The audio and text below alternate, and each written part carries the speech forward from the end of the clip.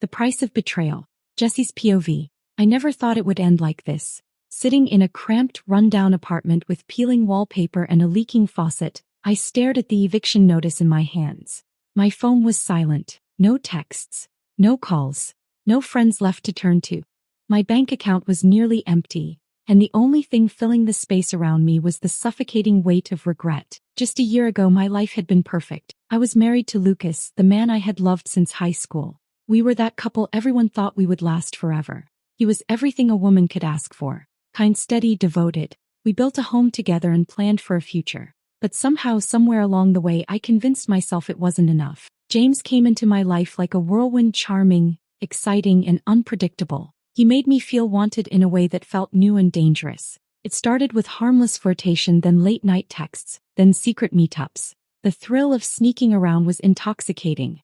I told myself it wasn't a big deal, that it didn't mean anything, that Lucas would never find out. Then he did. That night will haunt me forever. I'll never forget the way Lucas looked at me when he found us. He didn't scream. He didn't curse. He just stared. His face was so still, so quiet, but his eyes. God, his eyes held something deeper than rage. They held heartbreak, betrayal, and something I wasn't ready for. Finality. He didn't ask questions. He didn't give me a chance to explain. He just turned around and left. And when he left, he took my entire world with him. First, I thought he would cool down, that we'd talk it through, that I could fix it. But Lucas wasn't interested in fixing anything. When the divorce papers arrived, reality hit me like a freight train. He took everything.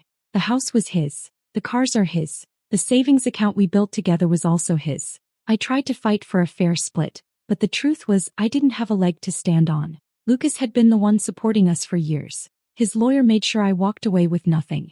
Even worse, our friends and our family turned their backs on me.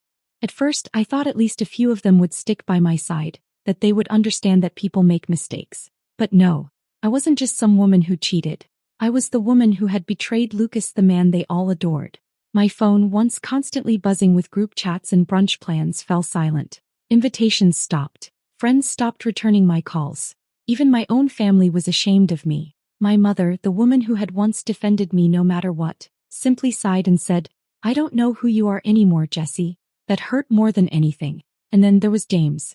I thought he would be my escape, my second chance. But Lucas wasn't done yet. James was fired within a week of the affair coming to light. Someone, though I knew exactly who, had sent an anonymous tip to HR about our workplace relationship. The company had strict policies against it. He was let go on the spot. He tried to find another job, but Lucas had connections. Every opportunity James pursued somehow slipped through his fingers. Then the resentment started.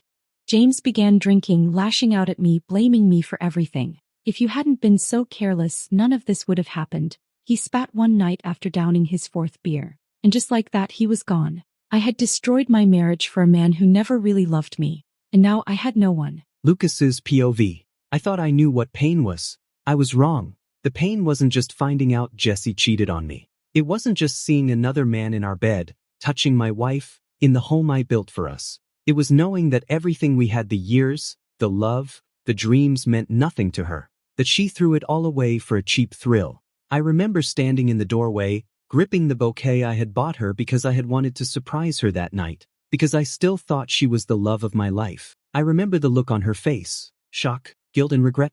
But regret meant nothing to me now. I didn't say a word.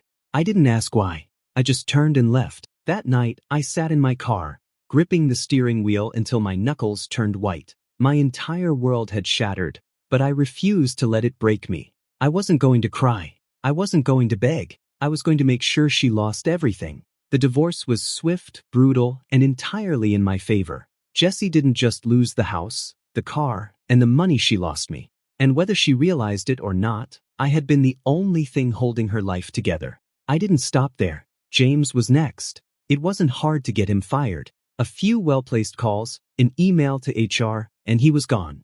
After all, companies don't take too kindly to employees screwing their married coworkers. And the best part? I didn't have to convince anyone to cut Jessi off. The people in our lives, our friends, our families, did that on their own. They saw what she did. They saw the way she betrayed me, the way she destroyed something real for something meaningless. No one wanted to be associated with her. I moved on, sold the house, bought a new place. I surrounded myself with people who truly cared about me, who reminded me that I was worth more than the way Jessi had treated me. And Jessi?